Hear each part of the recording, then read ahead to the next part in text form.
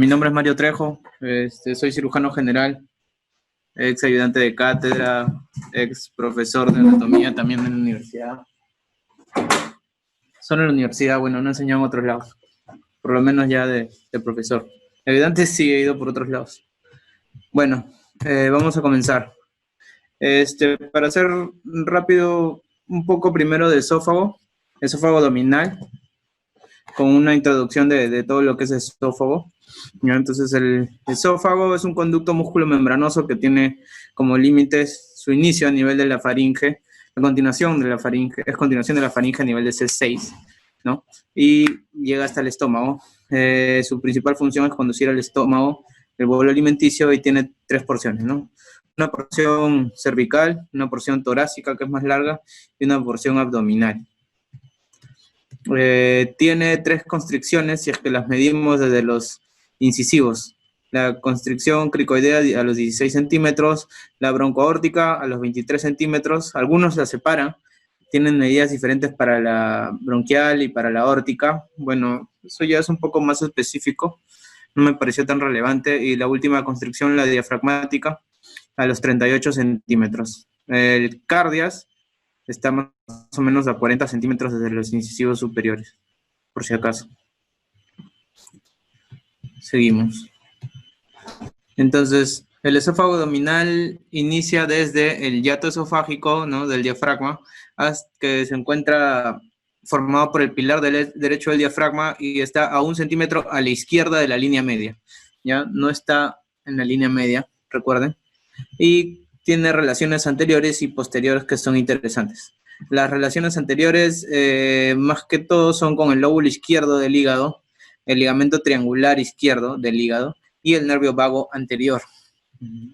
Las relaciones posteriores son con el pilar izquierdo del diafragma, la arteria diafragmática inferior izquierda y el nervio vago posterior. Ahora, resalto aquí los nervios vagos, tanto anterior y posterior, porque según un estudio hecho por el doctor Casas, que fue mi maestro, habla de que existen gasos, o bueno, personas con 2 o 3 troncos vagales, ya sean anteriores o posteriores, aproximadamente en un 3% de cadáveres peruanos, ¿no? Recuerden eso. Anatómicamente hablando, tiene mucosa, submucosa y capa muscular, ¿ya? Y luego adventicia, peritoneo solamente tiene la porción abdominal, las demás porciones no, recuerden, y tiene su capa muscular distribuida en 2 planos, ¿no? Recuerden eso. ¿Ya? La línea Z es lo que marca la transición entre esófago y estómago. ¿Ya? Esto más que todo para los gastroenterólogos, endoscopistas. Seguro les van a preguntar a qué nivel está, ¿no? Se puede llegar a ver endoscópicamente. Para avanzar en lo que corresponde a la irrigación arterial, tenemos que, bueno, aquí les he mencionado, les he hecho el diagrama para todas las porciones. La porción cervical está irrigada por la tiroidea inferior. La porción torácica está irrigada por las broncoaórticas y por esofágicas directas de la aorta torácica. Y la porción abdominal está irrigada por la arteria gástrica izquierda. Recuerden eso, en la parte anterior. La arteria diafragmática inferior en la parte posterior. Recuerden eso. En cuanto a drenaje venoso, hay un plexo submucoso, ya que va, bueno, por debajo de la mucosa esofágica, y hay un plexo periesofágico. Ya, este plexo submucoso normalmente no se debería ver, pero en ciertas patologías toma importancia porque sirve como un desfogue para el drenaje venoso que se encuentra obstruido en cuanto a la vena cava, por así decirlo, ¿no? Esta es una imagen endoscópica patológica de un paciente con una cirrosis. Se ve que el plexo esofágico está dilatado, ¿no? Sigamos. En cuanto a inervación, de esto vamos a hablar después, ya, pero la inervación está dada por la cadena simpática torácica en cuanto a la irrigación, a la inervación, perdón, vegetativa simpática, y por el nervio vago para la inervación parasimpática, ¿no? Aparte, recuerden que tenemos los plexos intrínsecos, el muscular y el submucoso. Ahora sí, hablando ya del mismo estómago, que es lo que es un poquito más complejo. Las definiciones según Testud menciona que el estómago es la porción dilatada del intestino inferior del embrión y es el sitio de transformación de los alimentos en quimo. Según Skandalakis, que es algo un poco más actual, nos dice que el estómago es una bolsa que conecta el esófago abdominal con la primera porción del duodeno. Ya, esta es una foto de disección, ya no recuerdo de qué año es, debe ser 2012, 2011, ya. Una disección de un cadáver supuestamente virgen, abrimos la pared y esto es como se ve inicialmente en el cadáver. Apenas lo disecamos. Por aquí está el hígado, la vesícula biliar, el ligamento falciforme, con el ligamento redondo seccionados, porque si no, no hubiéramos podido replegar la pared anterior. Y aquí el estómago siendo traccionado por la curvatura mayor, ¿no? Aquí el epíplon mayor y aquí unas heces intestinales. Entonces, para algunas consideraciones generales, vamos a ver primero. Esta es la posición en que se encuentra el estómago. Recuerden, epigastrio e hipocondrio izquierdo, ¿ya? Tiene la forma de una J mayúscula, ¿no? Y sus dimensiones aproximadamente son 25 por 12 por 8. Tiene una capacidad de 1.300 a 1.500 centímetros cúbicos, ¿ya? Y está ubicada en el espacio supramesocólico, ¿no? No sé si habrán hecho la clase de peritoneo de espacios de la cavidad peritoneal, pero bueno, tenemos la inserción del mesocolon transverso, ¿no? Aquí está el colon transverso, por detrás del mesocolon transverso, eso divide a la cavidad peritoneal mayor, ¿no? En un espacio supramesocólico y un espacio inframesocólico. El estómago está en el espacio supramesocólico, pero la ubicación puede ser variable debido a que es bien móvil, ya depende de la laxitud del tejido por el que se encuentra adherido, ¿ya? Generalmente dicen que se encuentra en el lecho gástrico, que está definido como debajo del páncreas, entre el páncreas, el colon transverso y el mesocolon, ¿ya? Esa sería la ubicación que mencionan algunos del lecho gástrico. Las relaciones posteriores que tiene el estómago, muy importante, la primera es con la transcavidad de los epiplones. La pared posterior del estómago es la pared anterior de la transcavidad de los epiplones. Recuerden eso. Generalmente lo preguntan y siempre lo hacen hincapié de repente en sus rotaciones de cirugía del internado o en sus rotaciones de pregrado, ¿no? Bueno, no sé cómo quedará ahora las clases, pero es bueno que lo vayan leyendo. Y la otra relación posterior es con el peritoneo de la pared posterior de la cavidad abdominal. Pero esa pared posterior, ese peritoneo que está recubriendo la pared posterior, ¿a quiénes cubre? Miren, cubre a la suprarrenal izquierda, al polo superior del riñón izquierdo, al cuerpo, cola del páncreas, a la aorta. Recuerden todo eso, a la vena cava, por ahí, ¿ya? Recuerden eso. Esta es una imagen, una vista posterior de un estómago señalando los órganos o las vísceras con las que se relaciona por su cara posterior.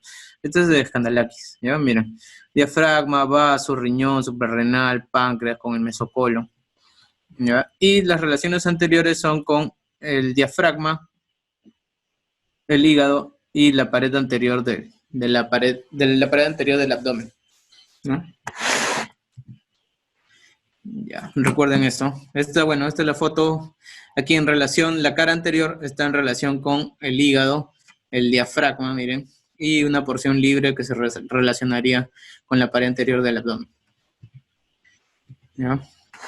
Existen áreas semiológicamente descritas, ¿ya? No sé si todavía les seguirán enseñando, a mí me lo enseñaron, ¿ya? El triángulo de la B y el espacio de Traube, ¿no? El triángulo de la B es primero, el espacio de Traube es una zona que el examen físico, cuando uno lo percute, debería ser sonoro, ¿no? Y se encuentra delimitado por el arco subcostal entre la línea axilar anterior hasta más o menos la costilla número 6. Ya se supone que si uno percute en esta zona, debe ser sonoro o hipersonoro, y si encuentra algún sonido diferente, mate en este caso, deberíamos pensar en alguna patología que llene este espacio, ¿no? Una tumoración puede ser de cola del páncreas, de riñón, una esplenomegalia de repente, ¿no? Y el triángulo de la B, el que está delimitado más o menos por una línea entre ambos cartílagos costales décimos, ¿no? Y el arco subcostal izquierdo. También es una zona donde se percute hipersonoro, ¿ya? No sé si todavía lo seguirán enseñando. Esto más que todo es para semiología. En anato nunca me lo enseñaron, pero bueno, es importante saber. Recuerden, vamos a ver algunas características aquí. Ya este es ya un cadáver preservado en formol, o sea que se ha retraído un poco el tejido, ha cambiado un poco su coloración, así que en vivo no es así. Ya miren este diafragma, los haces musculares del diafragma revestido de la cara, bueno, de la cara inferior, ¿no? Revestidos por peritoneo. Este hígado que se encuentra un poco más rosado, más claro. El epíplomo mayor con sus vasos por ahí un poco translúcidos. Tenemos acá el estómago, curvatura menor, curvatura mayor, ya lo vamos a ver. Epíplomo menor, epíplomo mayor, duodeno. Ya, el hígado, el borde anterior del hígado, la vesícula biliar. Ya, ¿qué más podemos ver acá? Ya, esto creo que lo han explicado ya. La transcavidad de los epiplones, creo que lo he puesto para que lo recuerden nomás. La relación de los transcavidad de los epiplones, este es el epíplomo menor. Por ahí había una foto en la que, ahí está, en la que exploramos la transcavidad de los epiplones. Y este es un gráfico que he puesto por las preguntas de la semana, no sé si la semana pasada, antepasada, creo que me preguntaron sobre la maniobra de Pringle. El ingreso de la transcavidad de los epiplones, el límite anterior es el ligamento hepatodenal que contiene la tríada hepática, mediante el cual se puede hacer una presión digital primero o de repente con algún instrumento para ligar la irrigación hacia el hígado cuando hay algún trauma o alguna lesión, ¿no? Y queremos ocluir la irrigación por algún momento. Uy, esto creo que... Ya, sí. Entonces, continuamos. En cuanto a configuración externa del estómago, vamos a ver que tiene dos orificios. Un orificio superior, que es el cardias, que está aproximadamente a nivel de la torácica o dorsal número 11, hacia atrás, ¿no? Esa es la relación. Y hacia adelante más o menos se relaciona con el octavo cartílago costal izquierdo. Recuerden que el esófago, ¿no? La unión gastroesofágica no se encuentra en la línea media. Y el orificio inferior es el píloro, aproximadamente a nivel de L1 a la derecha de la línea media. Recuerden, ninguno de los dos orificios se encuentra en la línea media. Tiene dos bordes, un borde derecho que se conoce como una curvatura menor y un borde izquierdo que se conoce como una curvatura mayor. Esto originariamente era un borde anterior y un borde posterior. Pero por la rotación embriológica que existe durante el desarrollo del ser humano, ustedes saben que el tubo digestivo rota 90 grados hacia la derecha, ¿no? Entonces el borde anterior se convierte en curvatura menor y el borde posterior se convierte en curvatura mayor. Por eso los dos vagos, que son el tórax derecho e izquierdo, pasan a ser anterior y posterior, ¿no? Tiene una porción vertical y una porción horizontal, ¿no? Por eso que tiene la forma de una J. En la unión entre el borde izquierdo del esófago y la curvatura mayor se conoce como ángulo de His. ¿Ya?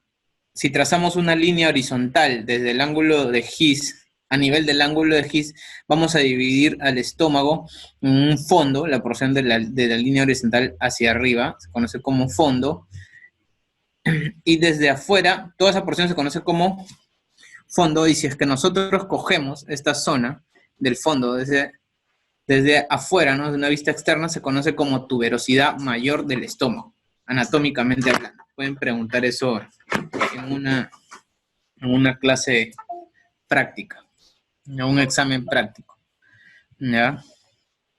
La porción del estómago que se encuentra por debajo de esa línea horizontal se conoce como cuerpo, ¿ya? Y a nivel de la unión entre la porción horizontal y vertical, a nivel de la curvatura menor, se conoce como este ángulo que se forma, se conoce como incisura angularis, ¿ya? Incisura angularis. Si trazamos una línea, aquí hay un debate, ¿ya? Entre los anatomistas y los patólogos o histólogos, ¿no? Los que ven todo a nivel de microscopio. Si trazamos una línea que sigue ese ángulo, o sea, un poco diagonal, algunos lo dividen así, ¿no? Dividen al cuerpo del antro, y la unión entre la porción vertical y la porción horizontal vista desde afuera se conoce como tuberosidad menor del estómago. Recuerden, esta es la forma de preguntarlo en la práctica. Tuberosidad mayor si cogen esto desde afuera, si cogen esto desde afuera, tuberosidad menor, ¿ya? Esta incisura angularis, si trazamos la línea en diagonal, divide al cuerpo del antro. Esta es la división más que todo, creo que histológica, porque algunos trazan una línea horizontal a este nivel y dividen el cuerpo del antro, ¿no? Con una línea horizontal, recuerden. ¿Ya? Entonces, anatómicamente hablando, tenemos que el estómago está recubierto por una serosa, ¿ya? Por una serosa. Serosa es la que recubre toda la cavidad peritoneal y salta, por así decirlo, de un órgano a otro. No sé si habrán hecho la clase de peritoneo. Entonces, recuerden que el peritoneo viene a nivel del diafragma, o bueno, de las paredes, de la cavidad abdominal, bueno, peritoneal, por así decirlo, recubre el hígado, salta a nivel del hilio hepático, de esa zona de la fisura hepática, se une y forma el ligamento, el epiplon menor, ¿no? O gastrohepático, que tiene porciones, una pars condensa, una pars flácida, y en el borde externo tiene el ligamento hepatodenal que contiene la tríada hepática, y luego ese peritoneo recubre a todo el estómago, ¿no? Por delante y por detrás, una hoja a cada lado. Esas dos hojas se vuelven a confluir a nivel de la curvatura mayor y luego, por así decirlo, saltan y forman un delantal, el delantal epiploico o el epiplon mayor o gastrocólico, el cual al final termina en el colon transverso. Ahora ese peritoneo también a nivel del fondo con la curvatura mayor salta, por así decirlo, al vaso y forma el epiplon gastroesplénico. También por ahí hablan del pancreático esplénico, otro epiplon más, pero bueno, ese ya no tiene nada que ver con el estómago. Entonces aquí hay algunas fotos de intraoperatorias, más que todo por cánceres gástricos. Esta es una foto ya real, pues, ven la diferencia de los colores, ya este epiplon mayor, miren, apenas abres la pared, ves esto, ¿ya? Entonces vemos el hígado, el estómago aquí envuelto o cubierto por el lóbulo izquierdo del hígado. Ahora lo vamos a ver. Asas intestinales, el epiplon mayor. Si movemos un poquito, este es otro paciente, ¿no? Vamos a ver aquí ya el estómago un poquito más grande, no diferente es, ¿no? Miren los vasos que se notan y la coloración que tiene. Esta es una foto intraoperatoria de alguien vivo, ¿no? Por ejemplo, de este estómago que tiene obviamente una lesión tumoral, debe ser una neoplasia maligna a nivel de curvatura menor, ¿no? Fotos de inicios de gastrectomías. ¿Ya? Ya, recuerden, vamos a ver ahora constitución anatómica. Esto es solamente para repasar. En cuanto a la capa muscular, voy a hacer primero la capa muscular. Recuerden que tiene 3 niveles, ¿no? Una longitudinal externa, ¿no? Una circular media y una oblicua interna. Recuerden que la capa oblicua interna tiene una porción de fibras, ¿no? Esta capa oblicua interna tiene una porción de fibras a nivel del cardias que refuerzan el cardias y forman ese esfínter fisiológico, porque no existe un esfínter anatómico, por así decirlo, como sí lo existe en el píloro. Esa porción de fibras que engrosa esa zona se conoce como la corbata suiza o la lazada de Jefferson, que fue escrita por él mismo, ¿no? Y recuerden que en la capa muscular tenemos el plexo mientérico, ¿no?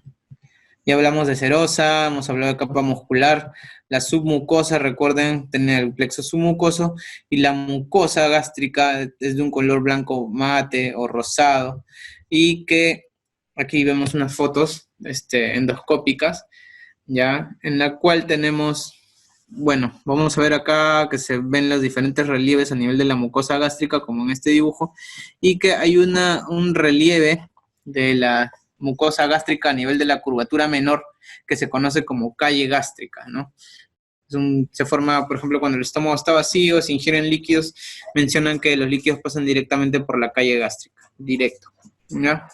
La válvula de Gubarov es como que un engrosamiento de la mucosa a nivel de lo que sería el cardias y que contribuye a formar ese esfínter fisiológico del cual voy a hablar en un rato, ya porque es algo interesante que lo encontré hace mucho tiempo leyendo por ahí. Entonces, tenemos que... un ratito, mi perro está por acá. Ya, pues, ya. Tenemos que, si es que un alumno, bueno, ustedes, por ejemplo, ingieren sus alimentos, ¿no? Y a los 5 minutos, como lo explica el doctor Casas, a los 5 minutos viene tu compañero y te para de cabeza, ¿no? Te levanta por los pies, te para de cabeza y él menciona que tus alimentos no se regresan. ¿Por qué? Porque existe un sistema antirreflujo. Y ese sistema antirreflujo está dado por varios elementos. Entonces vamos a hablar de ellos. Este sistema antirreflujo está compuesto por elementos esófago-gástricos y elementos extragástricos. Entonces vamos a ver, aquí tenemos un dibujo de un esófago, un estómago, ¿no? Continuando, una pequeña porción y el diafragma. Dentro de los elementos esófago-gástricos tenemos el esfínter esofágico, ¿no? Que está dado por un engrosamiento de las fibras, ¿no? Y por el mismo hiato esofágico que existe. El esfínter esofágico es por el hiato esofágico, ¿no? El esfínter cardial por ese engrosamiento que les dije de las fibras oblicuas internas a nivel de la unión entre esófago y estómago. Recuerden, ahí está, la lazada de Jefferson, ¿no? Eso. Por el mismo ángulo de His, este ángulo que se forma entre el borde izquierdo del esófago y la curvatura mayor del estómago. Y el engrosamiento de la mucosa, ya por dentro de la luz, la mucosa engrosada, que se conoce como la válvula de Gubarov. Todos estos son elementos esofagogástricos que intervienen, que juntos forman un sistema antirreflujo, ¿no? El esfínter fisiológico del que habla la mayoría de personas, de fisiólogos, ¿no? ¿No? Y los elementos, bueno, y la roseta muscoesofágica es a nivel de ese engrosamiento de la válvula de Gubarov, ¿no? Dicen que ese engrosamiento de la mucosa unida todo alrededor del cardia se conoce como roseta mucoesofágica, ¿no? Ven ahí un cambio de coloración, eso le mencionan roseta mucoesofágica. Ya, dentro de los elementos extragástricos, vamos a ver el hiato esofágico, ¿no?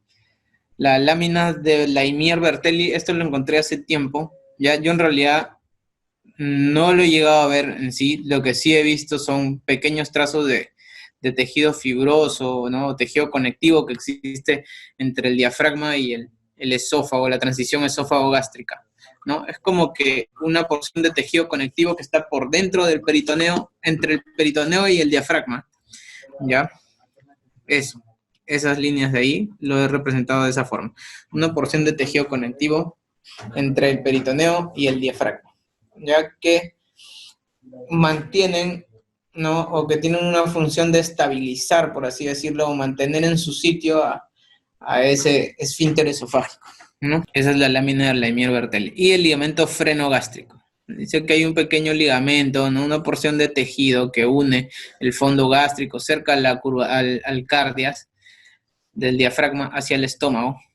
Todo esto influye junto con la distensión del estómago luego de ingerir algunos alimentos, ¿no?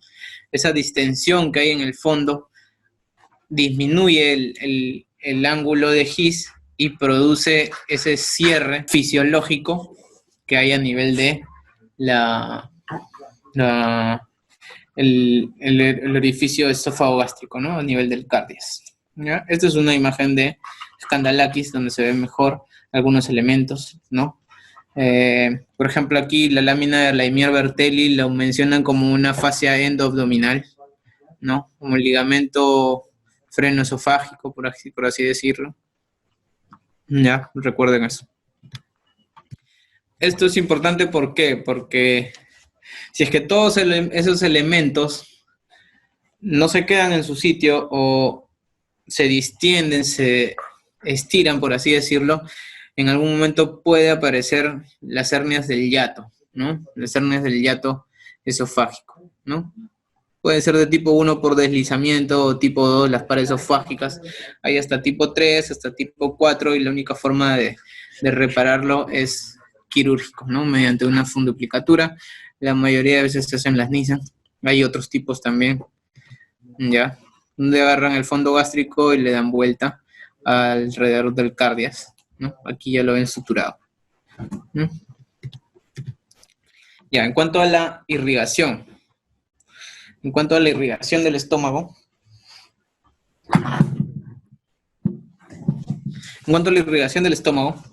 vamos a ver aquí, tenemos un estómago, el vaso, y vamos a ver, esta es la aorta, y ahorita vamos a ver que está saliendo el tronco celíaco.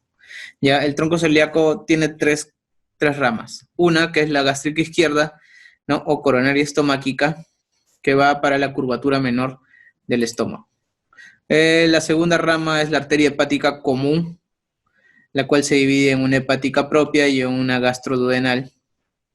Y la tercera rama y más gruesa es la arteria esplénica, ¿no? Que se va hacia el vaso y corre por encima del páncreas y por detrás del estómago. ¿Ya? La arteria hepática común, como les mencionaba, se divide en una arteria hepática propia, que va propiamente para el hígado, y de esta hepática propia generalmente sale una arteria gástrica derecha o arteria pilórica. Estas dos gástricas, la derecha y la izquierda, o coronaria estomáquica y pilórica, se unen y forman el círculo arterial a nivel de la curvatura menor del estómago. La arteria gastroduodenal da una rama que es la gastroepiploica derecha, que corre por la curvatura mayor del estómago, y la arteria esplénica da una rama que es la gastroepiploica izquierda, la cual se une con su equivalente derecha para formar el círculo arterial a nivel de la curvatura mayor del estómago. ¿Ya? Ahora, de la arteria esplénica, de uno de los troncos terminales, el superior, existen las arterias gástricas cortas, ya que son interesantes, que van a irrigar el fondo gástrico. ¿Ya? A veces estas se lesionan cuando se hacen esplenectomías, se olvidan de ligarlas y producen un sangrado importante. Hay una rama más que sí se llega a disecar, se llega a ver, yo la he visto algunas cuantas veces, que es la arteria cardioesófago tuberositaria posterior, o cardioesofágica posterior, que le dicen. Rama de la esplénica. De la segunda, tercera porción casi de la esplénica, tiene porciones, si quieren después lo revisan. Ya, y se va a irrigar más que todo al fondo gástrico y al cardias. Ya, por ahí, por eso sigamos. Esa es la posterior. La cardioesófago tuberositaria anterior es rama de la arteria gástrica izquierda, ¿no? Recuerden esto. Esta es una imagen clásica del Nether. No he podido sacar de otro libro que tengo porque justo he cambiado de laptop y es un programa nuevo que no lo encuentro hasta ahora. No encuentro el archivo de instalación para poder abrir este programa de unos nuevos. Tengo otros gráficos más bacanes. Pero bueno, por ejemplo, aquí le he agregado, esta era una clase antigua que tenía. Ya le he agregado entonces unas fotos actuales, intraoperatorias, no son mías, son de libros de cirugía, pero nos sirve para algunas cosas. Entonces vamos a ver aquí, por ejemplo, un tronco celíaco, ya con sus ramas. Miren, esto sería por aquí. Bueno, aquí ya el estómago ya fue, ya lo sacaron, solamente queda un pedacito de esófago, en el cual van a hacer una anastomosis, una sutura por ahí, con alguna parte del intestino, pero nos permite ver el tronco celíaco, ¿no? Tenemos aquí la gástrica izquierda, que estaba dando una rama anómala para el hígado. Este es el hígado, una hepática izquierda, seguro. ¿Ya? Y por aquí está ligada la gástrica izquierda, que sí iba hacia el estómago, que ya ha sido seccionada porque ya le han hecho la gastrectomía al paciente. ¿Ya? Aquí tenemos la esplénica, que se va hacia el vaso. Aquí lo vemos, el vasito. Este es el páncreas, ¿ya? Amarillito. Y por aquí la hepática común, que se está dividiendo en hepática propia y en una gastroduodenal. ¿Ya? Cada una traccionada. ¿Qué más tenemos por acá? Aquí hay otro tronco celíaco. Aquí una gástrica izquierda. que está dando también una hepática, esto es algo, una variante, por así decirlo, no es lo normal, una hepática común que se está dividiendo, una esplénica que se está yendo por encima del páncreas. Aquí tampoco ya hay estómago, aquí está el bulbo duodenal ya suturado manualmente, después de una gastrectomía probablemente por alguna neoplasia. Esta es una foto de disección que hicimos para un trabajo del doctor Casas sobre el estudio de los vasos gástricos cortos. Yo ayudé al doctor Casas desde el 2009. 2010 creo que habremos publicado este trabajo en 2011. O él lo habrá publicado, nunca me puso. Ya, este es un estómago, el fondo gástrico está siendo replegado por una pinza, la arteria esplénica está dividiéndose en sus dos troncos terminales y aquí vemos algunos vasos gástricos cortos, arterias, porque las venitas también se notan, ya, más que todo las arterias que se van hacia el fondo gástrico. Este es en un cadáver, ya, miren los cambios de coloración, cómo la coloración es difiere mucho de lo real, ¿no? Recuerden los vasos gástricos cortos, no olvidarlos durante una esplenectomía, ¿no? Esta es una foto obviamente intraoperatoria, ¿no? De una esplenectomía, ¿no? Igualito, el estómago siendo replegado, miren el cambio de coloración, miren el color del diafragma, los vasos como se ven aquí, hay tanto arteria como vena, recuerden, gástricas cortas, ¿ya? Siendo seccionadas para posterior exéresis de... Este es de una gastrectomía seguro, sacado del mismo libro. Ya, aquí tienen que imaginar un poco, otra vez, porque ya no hay estómago, aquí está el bulbo duodenal ya suturado, este es el tronco celíaco, la gástrica izquierda aquí ya ha sido seccionada, salió con toda la pieza, porque obviamente hay que resecarla. Aquí la esplénica yéndose por encima del páncreas, ¿no? Este es el páncreas, esta zona, y aquí la hepática común, que se está viendo en hepática propia, en gastrodenal, por aquí vemos la porta, ¿no? Por aquí la cava. Y ese es un resumen de lo que habíamos hablado de arterias, ¿ya? Recuerden. Esto lo pueden leer en cualquier libro. En cuanto a venas, tenemos que la vena porta, que es el principal afluente esplácnico, por así decirlo, se forma a nivel del cuello del páncreas, en la cara posterior, unido por el tronco de la esplénica con la mesentérica inferior, ya que se une con la vena mesentérica superior y forman la vena porta.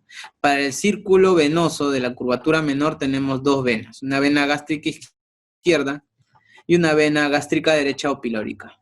¿Ya? Esta vena pilórica recibe un afluente que se conoce como la vena prepilórica o de Mayo, que es la que se ubica más o menos a nivel del píloro, ¿no? Antes pensaban que esta vena era la que marcaba la zona del píloro, ¿no? Puede haber variantes, ya se demostró que exactamente no marca a nivel del píloro, pero la describió Mayo hace tiempo, uno de los hermanos Mayo, que la llaman la vena prepilórica, por si acaso, se puede llegar a ver. Ya, a nivel de la curvatura mayor tenemos las venas gastroepiploicas, la izquierda que drena en la vena esplénica y la derecha que drena en la mesentérica superior. Y recuerden también las venas gástricas cortas que van hacia la vena esplénica, ¿no? La gástrica izquierda, la gástrica derecha en la porta, la gastroepiploica izquierda con las venas gástricas cortas a la esplénica y la gastroepiploica derecha que llega a la mesentérica superior. Aquí está lo mismo, pero ya escrito, para que lo recuerden. Entonces pasamos a lo que corresponde al drenaje linfático. El drenaje linfático ha sido estudiado bastante debido a que hay una patología muy frecuente que se conoce como cáncer gástrico, ¿no? La cual produce metástasis a nivel de los linfonodos que se encuentran alrededor del estómago. Y estos han sido estudiados muy bien, más que todo por la escuela japonesa. Entonces, son en realidad muchos nodos, pero los que clásicamente se enseñan son los 20 nodos, ¿no? En realidad estos tienen una subclasificación que no la voy a profundizar porque ya es un poco más tedioso y no viene tanto al caso para la docencia de anatomía. Entonces tenemos que los linfonodos perigástricos son los del nivel 1 y del 1 al 6 son los más fáciles de aprender, ¿no? El primero que apareció está al costado del cardias, a nivel de la derecha es el paracardial derecho, el segundo el paracardial izquierdo, el tercer grupo son los de la curvatura menor, el cuarto grupo son los de la curvatura mayor. No es que sea un solo linfonodo, por decir, son un grupo de nodos que se encuentran en esa zona, ya recuerden. Paracardial derecho, paracardial izquierdo, curvatura menor, curvatura mayor, ¿no? El quinto grupo está por encima del píloro, suprapilórico, y el sexto grupo, los infrapilóricos. Esos son los perigástricos, los más fáciles de aprender, pero lastimosamente son los que casi no preguntan. Siempre preguntan los que vienen después. El número 7 son los de la gástrica izquierda, el número 8 son los de la arteria hepática común, el número 9 son el grupo del tronco celíaco, el número 10 son del ilio esplénico, el número 11 son los de la arteria esplénica, el número 12 es el de el pedículo hepático, ¿no? El número 13 son los retropancreáticos, ¿ya? El número 14 son los de la mesentérica, arteria mesentérica superior. El número 15, los de la arteria cólica media, ¿no? Uy, perdón. Estos, el número 15, los de la cólica media. El número 16 son los paraórticos. Generalmente mencionan los 16 primeros, pero acá les he puesto los 20, ¿no? El número 17, la superficie anterior de la cabeza del páncreas. El 18, los del borde inferior del páncreas. El 19 son los infradiafragmáticos, este de aquí, y el 20 son los del hiato esofágico, ¿no? Ahora, cada uno de estos tiene sus subclasificaciones, por si acaso, ya, pero no viene al caso ahondar tanto en el tema. Entonces, este drenaje linfático es importante, ¿por qué? Porque aparte de nosotros los cirujanos hacer las resecciones gástricas, también tenemos que asegurarnos que no haya alguna metástasis a nivel de los linfonodos ganglionares, los cuales drena el estómago, porque una de las formas de metástasis es la ganglionar, la linfática, por así decirlo. Entonces tenemos que hacer una gastrectomía con una disección ganglionar, ¿no? De 1, de 2, dependiendo de la cantidad de linfonodos o de grupos ganglionares que uno diseca, ¿no? Esto se hace dependiendo de el estadiaje el estadiaje clínico que se hace a la neoplasia de estómago preoperatoria, ¿no? Generalmente se hacen unas de 2 que corresponden a una disección más o menos de los 12 hasta los 16, dependiendo, ¿no? Hay de 1, de 2, de 3, pero lo que más se ha estudiado son las de 2, las más significativas, las que tienen mejor resultado. Ya, y dependiendo de la lesión que nosotros encontremos, dependiendo de la zona donde está, ¿no? Dependiendo de la cantidad de linfonodos que se ven en la tomo o intraoperatoriamente se hace la resección con la disección ganglionar, ¿no? Podemos hacer antrectomías, ¿no? Una gastrectomía parcial con anastomosis justo en el cabo, se conoce como Billroth 1, ¿no? Tenemos gastrectomías parciales con anastomosis, ¿no? Una Billroth 2, una con Ider-Rux, por así decirlo, ¿no? Hay varias, y dependiendo de esta, por ejemplo, esta Billroth 2, dependiendo del tipo de anastomosis que se hace, si se hace con toda la boca del remanente, o si se hace con solo una porción, se ve el tipo de gastrectomía con anastomosis, ¿no? Tipo Polia, Hofmeister-Finsterer, antecólica, precólica, todo eso. Eso lo van a ver después, no se preocupen. Algo más aquí. Y hay también gastrectomías totales, por así decirlo. Ya se reconstruye el esófago, según el esófago al yeyuno. Gastrectomías totales. Una persona puede vivir sin estómago. En cuanto, ya, pasamos a otro tema. Si tienen alguna pregunta, guárdenla por ahí, o si quieren hablar ahora no hay ningún problema, pero creo que les han silenciado el micro a todos, así que supongo que las haremos después. En cuanto a inervación, más que todo a los troncos vagales, vamos a ver aquí. Ya para la inervación parasimpática. La inervación parasimpática sí llega directa por los troncos vagales. La simpática la vamos a ver en una lámina después. Entonces, los troncos vagales, generalmente uno, porque les había dicho que pueden ser de 2 hasta 3, según el trabajo que hizo el doctor Casas, mi maestro, discípulo de Enrique Espinosa Granda, que lo vi dictar un par de clases una vez, quien fue discípulo de Ricardo Palma hijo, cirujano general, que trabajaba en el 2 de mayo y enseñaba anatomía en la universidad también. Si llegan a volver a la universidad, entren y antes de subir la escalera para el segundo piso hay una placa. Ahí está escrito el nombre de Ricardo Palma, hijo, por si acaso. El hijo del escritor era, por si no se han dado cuenta. Ya, bueno, vamos a hablar del tronco vagal anterior, o sea, el izquierdo. Recuerden que pasa por el hiato esofágico junto con el esófago, ¿no? Y tiene una rama que va hacia el hígado, la rama hepática o rama gastrohepática, que va hacia más que todo la vesícula biliar. Y luego continúa por la curvatura menor, ¿no? Y se conoce como nervio de Latarjet. Nosotros lo conocemos como Latarjet, pero su nombre exacto es el nervio principal anterior de la curvatura menor, ¿ya? O Latarjet anterior, ¿ya? Y este llega más o menos a nivel del antropíloro y se trifurca y da origen a lo que se conoce como pata de cuervo anterior. No, acá una imagen clásica del néter, Latarjet anterior con sus ramitos, ¿ya? La rama gastrohepática. Y esta es la Latarjet anterior, bueno, no se ve bien que se trifurca por aquí. Aparte de esos ramos vagales, miren los ramos que se encuentran alrededor de los vasos. Esto lo vamos a ver después, ¿ya? Aquí hay una disección que hicimos con mi maestro. Tronco vagal anterior, esto sería el estómago, por aquí el esófago entrando un poquito, aquí una gástrica izquierda con su vena, ya, pero encontramos el tronco vagal anterior, el ramo gastrohepático, y continúa como la Latarjet, y por aquí dividiéndose nomás, no trifurcándose para formar el pata de cuervo. Aquí otra, aquí vemos ya los dos troncos vagales, pero el anterior lo hemos pintado de naranja, luego de que encontramos el posterior para que se pueda distinguir mejor. Ya, entonces aquí están sus ramos, recuerden. El tronco vagal posterior, ya. Entonces es un poco más complejo porque es un estómago que hemos replegado. Estamos viendo la cara posterior porque lo hemos jalado por la curvatura mayor, ¿ya? Y está volteado. Entonces vemos aquí el tronco vagal posterior, ¿no? Ingresando el estómago.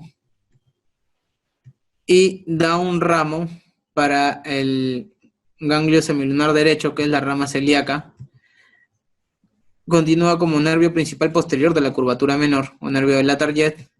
Y finalmente se trifurca para dar formación a la pata de cuervo posterior, ¿ya? Pero hay un ramo que a veces ya viene dividido desde antes del ingreso del vago posterior al hiato esofágico y se dirige al fondo gástrico, ¿no? Esta es la rama asesina de Gracie, o el nervio criminal de Gracie, ¿no? Que era el que supuestamente hacía persistir las úlceras gástricas, ¿no? Entonces, mucho antes de que se descubriera el Helicobacter pylori como causante de las patología ulcerativa gástrica, ¿no? Se creía que las úlceras gástricas eran causadas por una hipersecreción de ácido clorhídrico por una hiperfunción del tronco vagal posterior.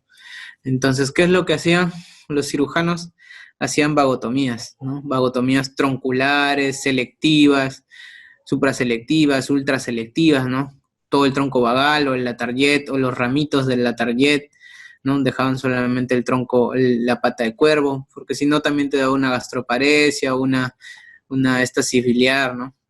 Pero generalmente al comienzo hacían vagotomías, ¿no? Vagotomías tronculares, posteriores. El paciente mejoraba, ¿no? Mejoraba de su gastritis, de sus úlceras gástricas, perdón, pero al tiempo recidivaba. Volvía a tener sus úlceras gástricas, se perforaba, hacían hemorragias.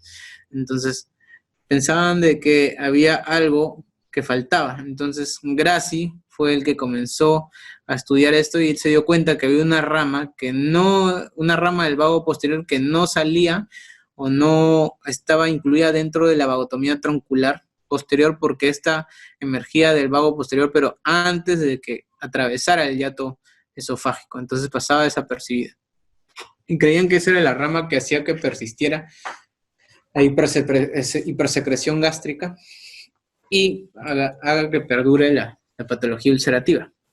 Después vino, después de unos cuantos años, llegaron y vieron la conclusión que el que producía toda la patología ulcerativa gástrica era del Helicobacter pylori, y todas las vagotomías tronculares, todo esto casi han pasado al olvido. Yo la verdad que no he visto ninguna durante mi residencia, ya, por si acaso, ¿para qué les voy a mentir? Gastrectomías sí he visto. Y recuerden los ramos, estos ya son simpáticos, por así decirlo, excepto el ramito celíaco, que es la única aferente parasimpática del plexo solar, del cual vamos a hablar más rato. Y recuerden, aquí está el tronco vagal posterior, ya, el amarillito, no se ve bien. Aquí hay una foto donde, pucha, este cadáver sí estaba bien feo. Este era el del museo, ya, que al final lo llegamos a disecar. Entonces agarramos el estómago, lo replegamos, ya, y por aquí está el esófago, el estómago siendo levantado, y vemos cómo aparece el tronco vagal posterior, y está dando un ramito celíaco. Ya, aquí está el resumen teórico.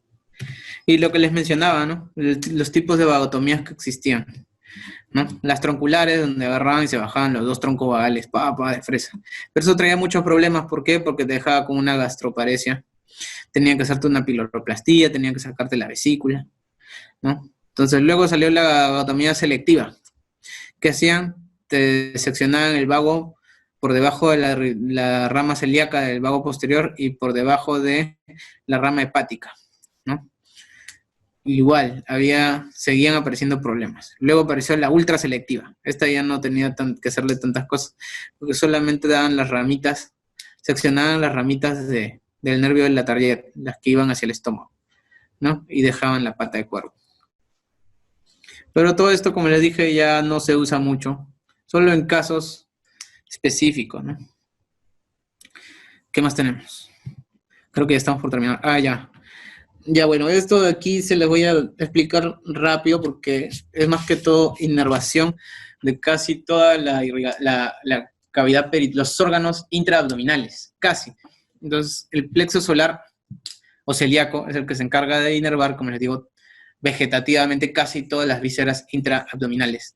Está compuesto por ganglios y aferencias, tanto simpáticos, que vamos a ver son bastantes. Tenemos un diafragma acá, una aorta, los orificios del tronco celíaco, la mesentérica superior, las arterias renales. Ya, el plexo solar está formado por 3 pares de ganglios, o sea, 6, ¿no? No les voy a decir por qué les dicen semilunares, creo que el gráfico habla por sí solo, y tienen esa forma en realidad.